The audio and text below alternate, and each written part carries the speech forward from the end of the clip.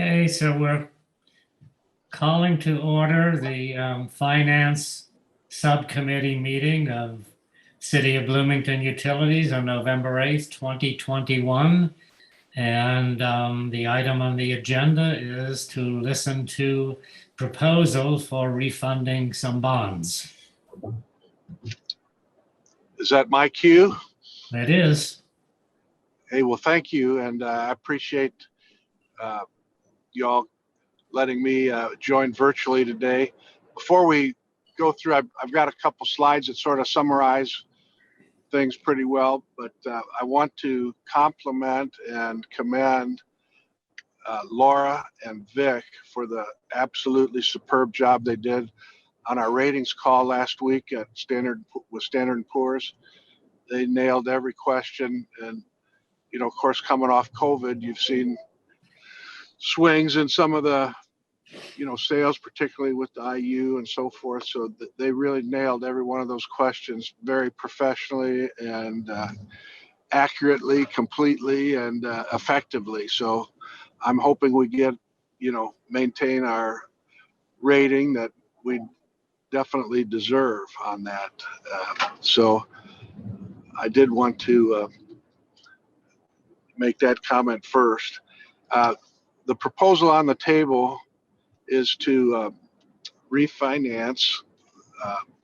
Okay, I'm going to pull over here now. I found a good spot here. I apologize. But we want to refinance the 2012 series bonds, Series A and C, Sewage Works revenue bonds. Gross savings projections are in the ballpark of about $600,000 with a net present value of right now at $566,000. Now, those are estimates based, the best estimates we have under current market conditions. Nothing is really guaranteed until the day we have the sale, but things have stayed relatively stable. They're up a little bit from where they were a year ago, but they're still really good. And, we certainly want to take advantage while rates are good. And so that's why we're suggesting this action by your board first and ultimately the council's approval later. But the security I'm going to go through, we could probably go to the next slide. Some of the questions that came up at the council meeting the other night were just some basic definitions, and I thought it'd give me good practice. You guys have been through this so many times, and I know Vic and Laura are on top of this already, but I think it's a good refresher and to just step back and look at some of the certain bond terminology that we use and often take for granted that everybody understands. The sewage works and the water utility, but we're talking about refinancing the sewage works bonds right now. They're called utility revenue bonds, and the security for these bonds is the pledge of revenue from the sewage utility user fees, and there's no property tax levy involved. The net revenues of the sewage works will continue to be the sole source of security for the refunding bonds. There's no real change other than, we anticipate saving about 40 grand a year, something like that, in bond payments. Plus, we're talking about issuing these bonds at a premium. Now, that was one of the questions that the council wanted to, a little bit further explanation of. And so what I've done here is just made a little chart of some of these basic definitions. When bonds are issued at par value, the bond proceeds equal the par value of the bonds. For instance, in our case, we're looking at issuing $5.7 million of bonds. If we were issuing those bonds at a discount, the bond proceeds would be less than the par value, but you still factor that discount into the net interest cost and the true interest cost. The the bonds that we're talking about are proposed right now. The market is looking at premium bonds. That's seems to fit best with you know what is happening in the market today, and that's where the bond proceeds will actually exceed the par value of the bonds. That means we pay back fewer bonds than what the cash we get at closing, and that's the scenario that we have with this current bond issue.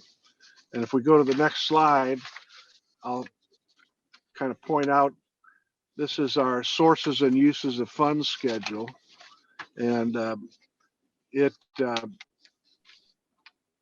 identifies the $5.7 million of projected bonds. That's the proposed principal amount that we're anticipating issuing.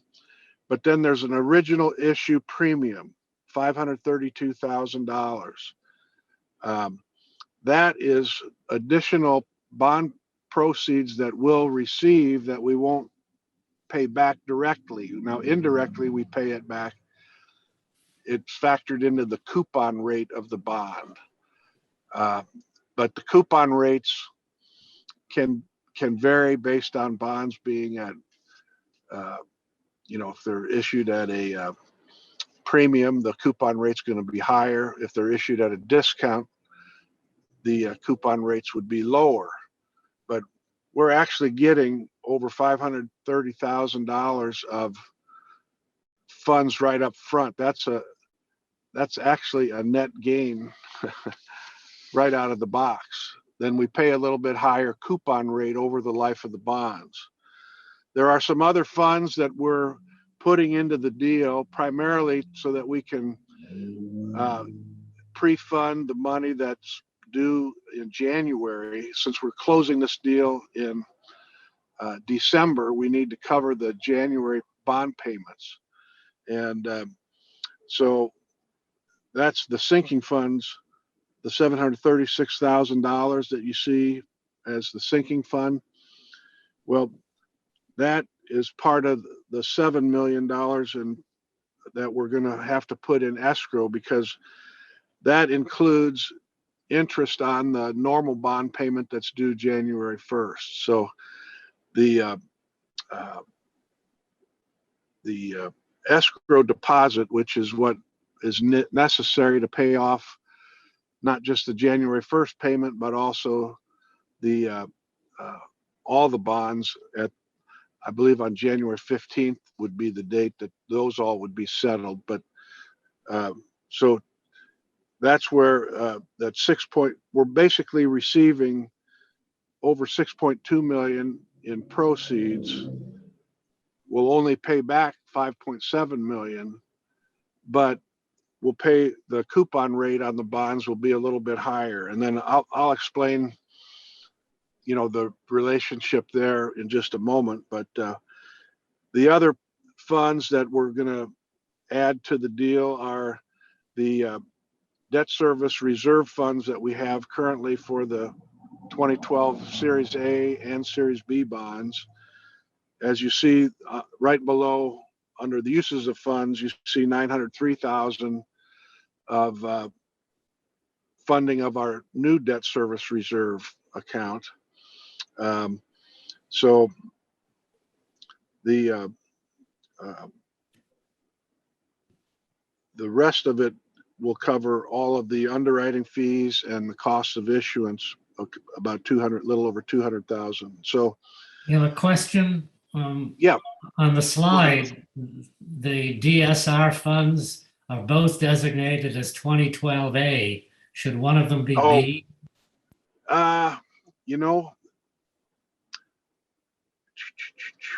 That's a good question. I'd have to dig it. It includes whether it's A or A and C. It really is immaterial. In fact, I don't know. Laura, does that look like an investment amount there, that 500,000, or maybe Laura can bail me out? I think it is A and C. I think it's just a typo. That's Okay. correct. If I can jump in here, I remember looking at the documents. So the 2012 Cs, a portion of those in the amount of 500,000 was used to Thank you. fund part of the DSR. So it is just a little typo there. Thank you. Thank you.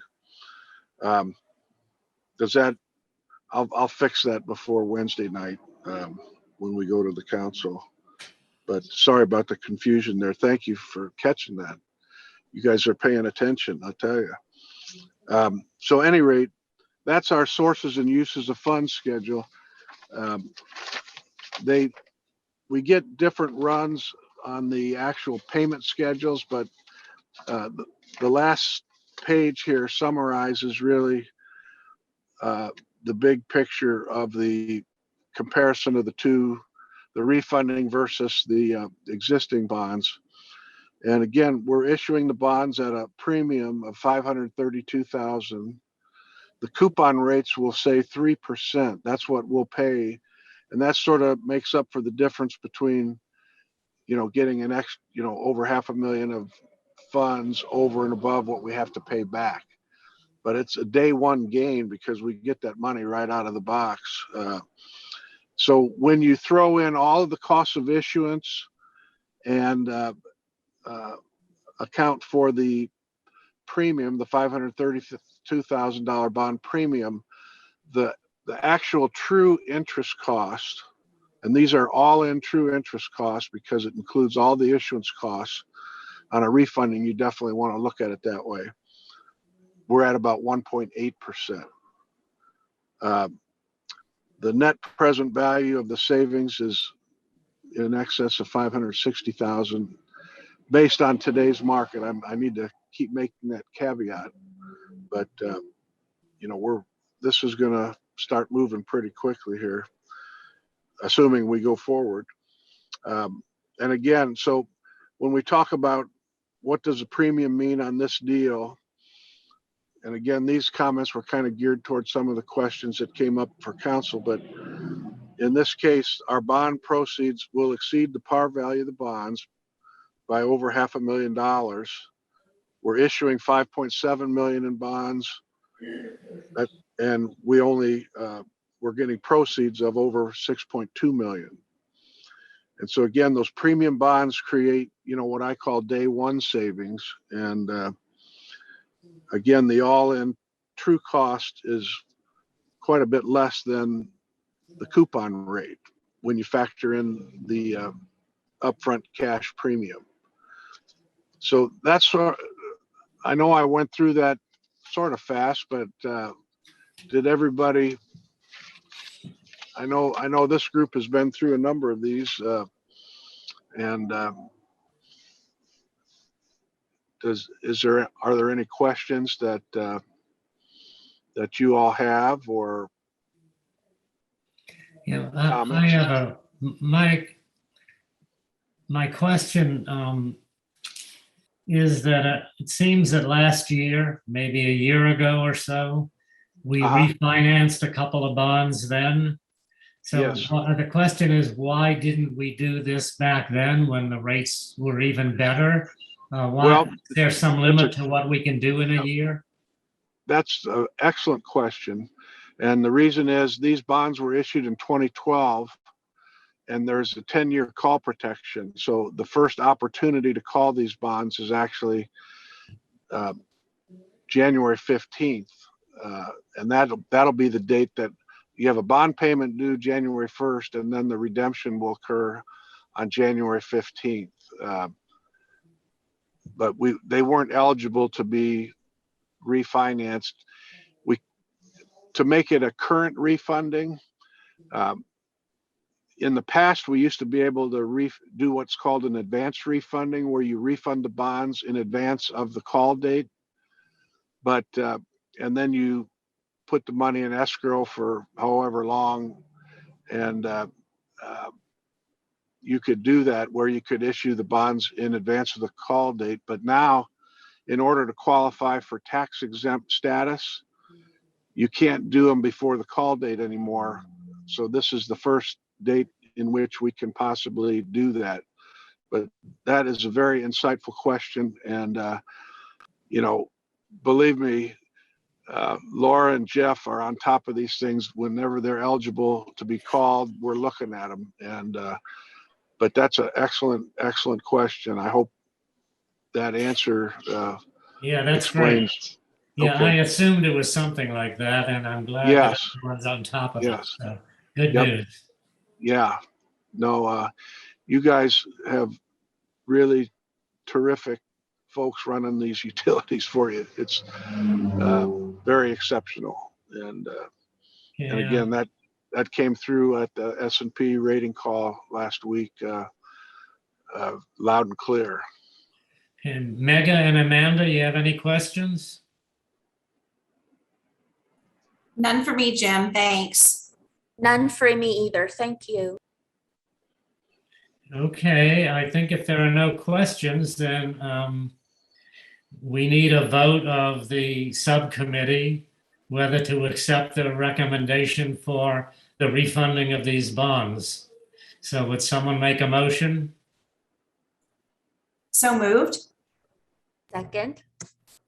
Okay, if there are no more questions, all in favor, Latrina, can you call the roll? Sure. All right. Parmenter, Yes. Sherman, Yes. Burnham. Yes. Thank you. Okay, that passes. And I believe that that's the only item on the agenda, Vic, is that correct? That's correct. Okay, then I will accept a motion to adjourn the subcommittee meeting. So moved. We are adjourned and we'll move on to our regularly scheduled meeting. Can I ask a question? Do you want me to go through these slides with I know it's the last item on the agenda for the regular meeting.